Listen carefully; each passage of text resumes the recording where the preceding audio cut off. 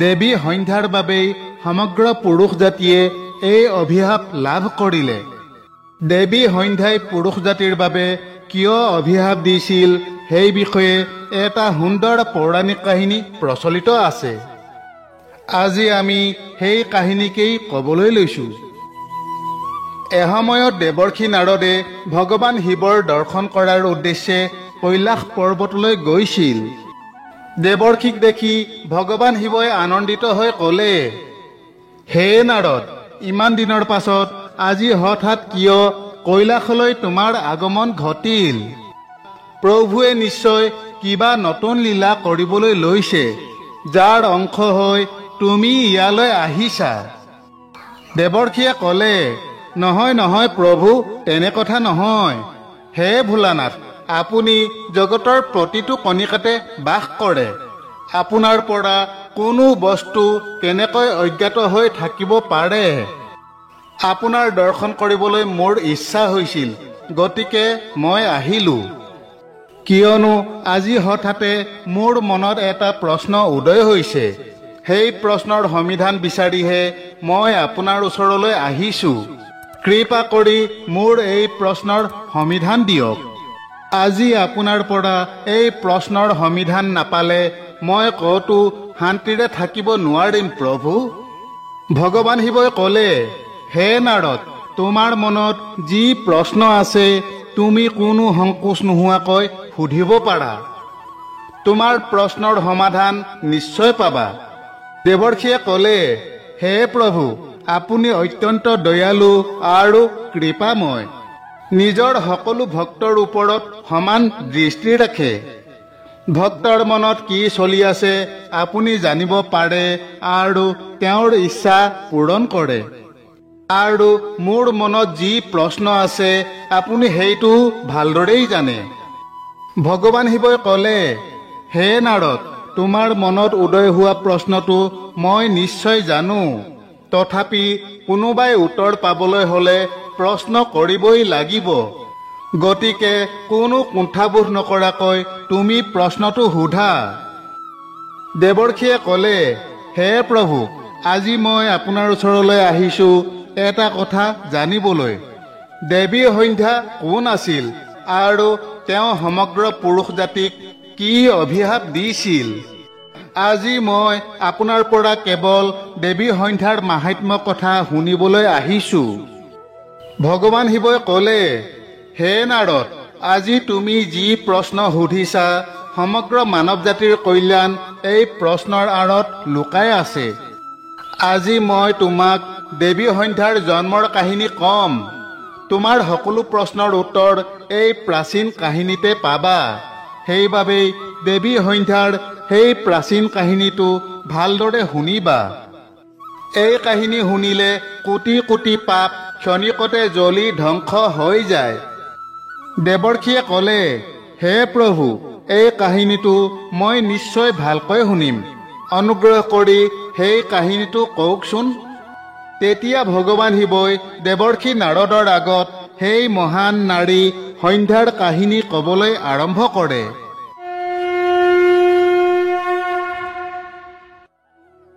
হে নাৰদ, যেতিয়া সৃষ্টিৰ আৰম্ভণি হৈছিল তেতিয়া বিশ্বব্ৰহ্মাণ্ডৰ সৃষ্টিকৰ্তা ব্ৰহ্মাই পদ্মাসনত বহি ঈশ্বৰৰ ধ্যান কৰি আছিল। তেনে সময়তে ব্ৰহ্মাৰ মনত ব্ৰহ্মাণ্ড সৃষ্টিৰ হেঁপাহ জাগ্ৰত হৈ পৰিল। তেতিয়া তেওঁৰ মনৰ পৰা প্ৰথমে ত্ৰিভুৱন সুন্দৰী এক কন্যাৰ জন্ম হ'ল। সেই কন্যা বৰ ধুনীয়া আৰু মনোমোহা আছিল। মনৰ পৰা জন্ম হোৱা বাবে তাই ব্ৰহ্মাৰ মানস কন্যা হৈ পৰিল। সেই সময়ত যিহেতু ব্ৰহ্মাই ধ্যান কৰি আছিল আৰু ধ্যান কৰি থাকোঁতেই সেই কন্যাৰ জন্ম হৈছিল, সেয়েহে তাইৰ নাম ৰখা হৈছিল সন্ধ্যা। ধ্যান ভংগ হোৱাত ব্ৰহ্মাই যেতিয়া সেই অতি ধুনীয়া কন্যালৈ চালে তেতিয়া ব্ৰহ্মাৰ মনটো অলপ সময়ৰ বাবে বিচলিত হৈ পৰিল। ব্ৰহ্মাই তাইৰ মনোমোহা ৰূপটো দেখি মুগ্ধ হৈ পৰিল আৰু তেওঁৰ মনত যৌন বাসনাৰ জন্ম হ'ল। ব্ৰহ্মাৰ এনে কুদৃষ্টি দেখাৰ লগে লগে দেৱী সন্ধ্যাৰ মহিমা খণ্ডিত হৈ গ'ল। যাৰ বাবে সন্ধ্যাই অতি দুখী হৈ সেই ঠাই এৰি গুচি গ'ল। হে নাৰদ, ব্ৰহ্মাৰ মনত সাধাৰণতে কোনো ধৰণৰ বিকাৰৰ সৃষ্টি হ'ব নোৱাৰে, কিন্তু ঈশ্বৰৰ লীলা চোৱা। নিজৰ লীলা দেখুৱাবলৈ ঈশ্বৰে ব্ৰহ্মাৰ মনত বিকাৰ ভাৱ সৃষ্টি কৰিলে। সেই বিকাৰ ভাৱৰ বাবেই ব্ৰহ্মাৰ মনত কিছু মুহূৰ্তৰ বাবে কাম ভাৱনাৰ সৃষ্টি হ'ল। প্ৰভুৱে এনে লীলা সৃষ্টি কৰাৰ আঁৰত সমগ্ৰ মানৱ জাতিৰ কল্যাণ লুকাই আছিল। সেয়েহে এতিয়া তুমি প্ৰভুৰ এই অদ্ভুত লীলাৰ কথা ভালদৰে শুনা। সৃষ্টিকৰ্তা ব্ৰহ্মাৰ আচৰণত অত্যন্ত দুখী হৈ দেৱী সন্ধ্যাই ধ্যান কৰিবলৈ চন্দ্ৰভাগ পৰ্বতলৈ গুচি গ'ল। তালৈ যোৱাৰ পাছত সন্ধ্যাই চিন্তা কৰিবলৈ ধৰিলে, মই কাৰ তপস্যা কৰিম, কোন ভগৱানক পূজা কৰিম। এনেদৰে চিন্তা কৰি তাই এটা সৰোবৰৰ পাৰত গৈ থিয় হৈ থাকিল। তেনেতে মহৰ্ষি বশিষ্ঠ সেই ঠাইৰ কাষেৰে পাৰ হৈ গৈ থাকোঁতে সন্ধ্যা দেৱীক সৰোবৰৰ পাৰত থিয় হৈ থকা দেখিলে। সেই নিৰ্জন ঠাইত দেৱী সন্ধ্যাক অকলে থিয় হৈ থকা দেখি মহৰ্ষি বশিষ্ঠ তেওঁৰ ওচৰলৈ গৈ সুধিলে, হে দেৱী, তুমি কোন হয়? তুমি কাৰ পুত্ৰী? তুমি কিয় এই ভয়াৱহ অৰণ্যত বিচৰণ কৰি আছা? যদি কোনো গোপন কথা নাই, যদি তোমাৰ কিবা সমস্যা হৈছে, তেন্তে তুমি মোৰ আগত ক'ব পাৰিবা। তেতিয়া সন্ধ্যাই তাইৰ লগত কি হ'ল সেই সকলো কথা কোৱাৰ পাছত ক'লে, হে মহৰ্ষি, মই তপস্যা কৰাৰ উদ্দেশ্যে এই পৰ্বতলৈ আহিছোঁ, কিন্তু মই কাৰ তপস্যা কৰিম সেই কথা বুজিব পৰা নাই। আপুনি অনুগ্ৰহ কৰি কওক, মই কাৰ তপস্যা কৰিম? তপস্যা কেনেকৈ কৰিব লাগে মই সেই কথাও নাজানো। কৃপা কৰি আপুনি মোক উপদেশ দি অনুগ্ৰহিত কৰক। সন্ধ্যাৰ কথা শুনি মহৰ্ষি বশিষ্ঠই ক'লে, হে দেৱী, তুমি সমস্ত সৃষ্টিৰ কল্যাণকাৰী ভগৱান বিষ্ণুৰ তপস্যা কৰা। তুমি ওম নমো ভগৱতে বাসুদেৱাই এই মন্ত্ৰ জপ কৰিবা। যেতিয়ালৈকে ঈশ্বৰৰ দৰ্শন লাভ নহয়, তুমি তেতিয়ালৈকে এই মন্ত্ৰ জপ কৰি থাকিবা। শুভ্ৰ বস্ত্ৰ পৰিধান কৰি উৎসাহ আৰু আন্তৰিকতাৰে এই তপস্যা কৰা। মৌনতা ধাৰণ কৰি ভগৱানৰ নাম জপ কৰা। তোমাৰ ভক্তিত সন্তুষ্ট হৈ ভগৱান বিষ্ণু নিশ্চয় তোমাৰ ওচৰত উপস্থিত হ'ব। এইদৰে মহৰ্ষি বশিষ্ঠই দেৱী সন্ধ্যাক ধৰ্ম উপদেশ দি তাৰ পৰা গুচি গ'ল। দেৱী সন্ধ্যাই এতিয়া তপস্যাৰ পথ বিচাৰি পালে। তাইৰ আনন্দৰ কোনো সীমা নাথাকিল আৰু অতি আনন্দৰে তাই ভগৱান বিষ্ণুৰ তপস্যাত লীন হৈ পৰিল। মহৰ্ষিয়ে শিকাই দিয়া নিয়মবোৰ মানি চলি দেৱী সন্ধ্যাই একেৰাহে 4 যুগলৈকে তপস্যা অব্যাহত ৰাখিলে। তেওঁৰ ব্ৰত, তপস্যা আৰু ঈশ্বৰৰ প্ৰতি থকা আন্তৰিক ভক্তি দেখি সকলো দেৱতা আচৰিত হৈ পৰিল। ভগৱান বিষ্ণু দেৱী সন্ধ্যাৰ তপস্যাত অতি প্ৰসন্ন হৈছিল আৰু সেয়েহে সুন্দৰ চতুৰ্ভুজ ৰূপত দেৱী সন্ধ্যাৰ সন্মুখত আৱিৰ্ভাৱ হৈ ভগৱান বিষ্ণুৱে ক'লে, হে দেৱী, উঠা, তোমাৰ ভক্তিত মই অতি প্ৰসন্ন হৈছোঁ। সন্মুখত ভগৱান বিষ্ণুৰ সুন্দৰ ৰূপ দেখি দেৱী সন্ধ্যাই খৰধৰকৈ থিয় হ'ল। ঈশ্বৰৰ সেই ৰূপটো দেখাত কোটি কোটি সূৰ্যৰ আভাৰ দৰে উজ্জ্বল আছিল। ভগৱানৰ এনে ৰূপ দেখি দেৱী সন্ধ্যা স্তম্ভিত হৈ পৰিল। কি কৰিব, কি ক'ব তাই বুজিব পৰা নাছিল। তাইৰ মনত ভগৱানৰ স্তুতি কৰাৰ ইচ্ছা জাগ্ৰত হৈছিল, কিন্তু ঈশ্বৰৰ সেই ৰূপটো দেখি তাই একো কৰিব আৰু ক'ব পৰা নাছিল। ভগৱান বিষ্ণুৱে দেৱী সন্ধ্যাৰ মনোদশা বুজি পাইছিল। সেয়েহে তাইক দিব্য জ্ঞান, দিব্য দৃষ্টি আৰু দিব্য বাণী প্ৰদান কৰিছিল। তেতিয়া দেৱী সন্ধ্যাই অতি উৎসাহেৰে ভগৱান বিষ্ণুৰ স্তুতি কৰিবলৈ আৰম্ভ কৰিলে। তাইৰ প্ৰতিটো কথাতে তাইৰ ভক্তি আৰু সমৰ্পণ ভাৱ দেখা গৈছিল। তপস্যাৰ বাবে সন্ধ্যাৰ শৰীৰটো অত্যন্ত ক্ষীণ আৰু দুৰ্বল হৈ পৰিছিল।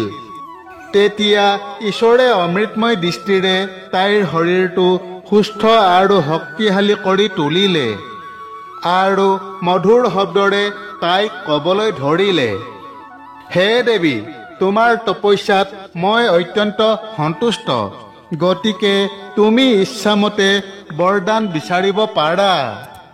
তেতিয়া দেৱী সন্ধ্যাই ক'লে, হে প্ৰভু, যদি আপুনি মোৰ প্ৰতি প্ৰসন্ন আৰু মোক বৰদান দি কৃপা কৰিব বিচাৰে, তেন্তে মই প্ৰথমে এই বৰদান বিচাৰোঁ যে সংসাৰত যিমান জীৱ আছে, জন্মৰ লগে লগে যেন এইসকলৰ মনত কাম ভাৱনাৰ বিকাৰ উৎপত্তি নহয়। দ্বিতীয়তে মই এই বৰদান বিচাৰোঁ যে মোৰ পতিব্ৰত ধৰ্ম কেতিয়াও খণ্ডিত নহ'ব।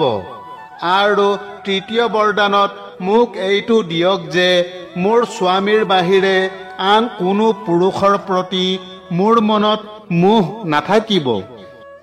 যি পুৰুষে মোৰ ফালে কামুক দৃষ্টিৰে চাব, তেওঁ নপুংসক হৈ পৰিব।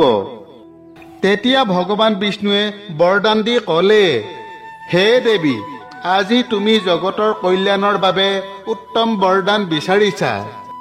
সেইবাবেই আজিৰ পৰাই যিকোনো জীৱ জন্ম হোৱাৰ লগে লগে কাম বাসনাৰ ভাৱ নাথাকিব।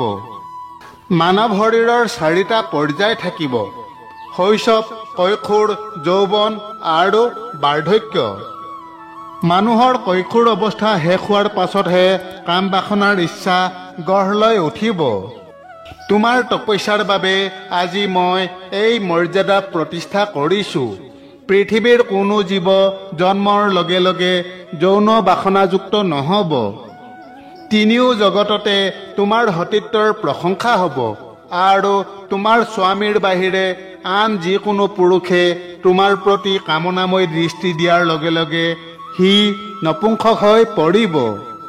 তোমাৰ স্বামী অতি সৌভাগ্যৱান, তপস্বী তথা সুদৰ্শন হ'ব আৰু 7 কল্পলৈকে তোমাৰ লগত বাস কৰি থাকিব। হে দেৱী, তুমি যি বৰ বিচাৰিছা মই সেই বৰ প্ৰদান কৰিলোঁ। এতিয়া তোমাৰ মনৰ কথা কওঁ। আগতে তুমি অগ্নিত নিজৰ দেহ ত্যাগ কৰিবলৈ প্ৰতিজ্ঞা কৰিছিলা। তোমাৰ ওপৰত ব্ৰহ্মাৰ কুদৃষ্টি পৰাৰ বাবে তুমি এই প্ৰতিজ্ঞা কৰিব লগা হৈছিল। তুমি নিৰ্দোষী হ'লেও তোমাৰ এই শৰীৰটো পৰিত্যাগ কৰিবলৈ বিচাৰিছিলা। এই স্থানৰ ওচৰতে চন্দ্ৰভাগ নদী আছে। সেই নদীৰ পাৰত মহৰ্ষি মেধাতিথিয়ে এক মহান যজ্ঞ কৰি আছে, যিটো 12 বছৰত সম্পূৰ্ণ হ'ব। সেই যজ্ঞতে তুমি নিজৰ শৰীৰ ত্যাগ কৰি প্ৰতিজ্ঞা পূৰ্ণ কৰা। কিন্তু তুমি তালৈ এনে ৰূপত যোৱা যে ঋষিসকলে যাতে তোমাক দেখা নাপায়। মোৰ কৃপাত তুমি অগ্নি দেৱতাৰ কন্যা হবা। যিজন ব্যক্তিক তুমি তোমাৰ স্বামী হিচাপে পাব বিচাৰা, সেইজনৰ কথা ভাবি তুমি সেই জুইত নিজৰ শৰীৰটো ত্যাগ কৰিবা। এইদৰে কৈ ভগৱান বিষ্ণুৱে হাতেৰে দেৱী সন্ধ্যাৰ কপালত স্পৰ্শ কৰিলে। ভগৱানে স্পৰ্শ কৰাৰ লগে লগে দেৱী সন্ধ্যাৰ শৰীৰটো আটালৈ পৰিণত হ'ল।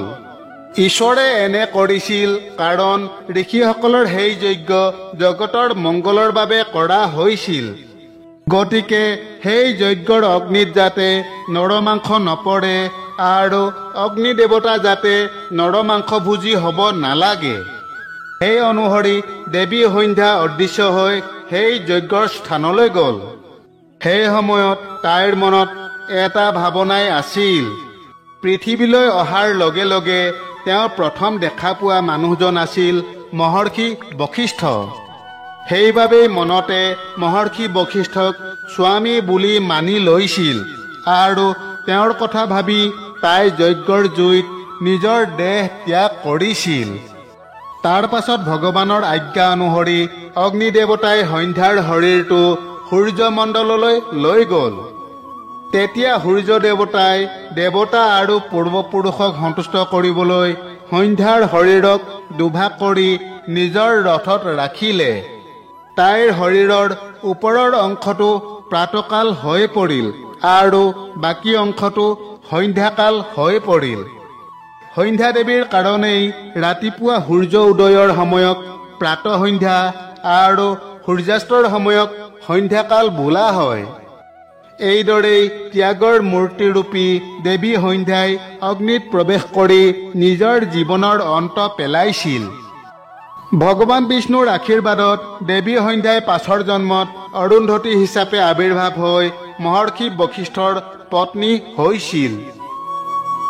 ভগৱান শিৱই ক'লে, হে নাৰদ, এইদৰে দেৱী সন্ধ্যাৰ কাৰণে এই সংসাৰত জন্ম লোৱা প্ৰতিটো জীৱ জন্মৰ সময়ত যৌন কামনাহীন হৈ থাকে। তেওঁৰ ভিতৰত কোনো ধৰণৰ যৌন কামনা নাথাকে আৰু যেতিয়া তেওঁ যৌৱনাৱস্থা লাভ কৰে তেতিয়াহে তেওঁৰ মাজত যৌন বাসনা উদ্ভৱ হয়। এইদৰে মই তোমাৰ আগত দেৱী সন্ধ্যাৰ জীৱন চৰিত্ৰ বৰ্ণনা কৰিলোঁ। দেৱৰ্ষিয়ে ক'লে, হে প্ৰভু, আপুনি দেৱী সন্ধ্যাৰ চৰিত্ৰ বৰ্ণনা কৰি মোৰ প্ৰতি মহান কৃপা কৰিলে। দেৱী সন্ধ্যাৰ কাহিনী শুনি মই ধন্য হলোঁ। আপোনাক অশেষ ধন্যবাদ। হে প্ৰভু, এতিয়া মই এই কাহিনী তিনিও লোকতে প্ৰচাৰ কৰিম।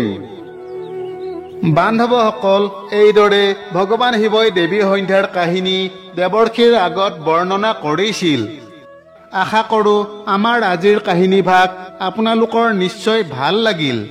আগলৈ অন্য এক নতুন কথাৰ সৈতে পুনৰ লগ পোৱা আশাৰে তথা আপোনালোক সকলোৰে কুশল কামনাৰে আজিলৈ সামৰিছোঁ। জয় শ্ৰীকৃষ্ণ।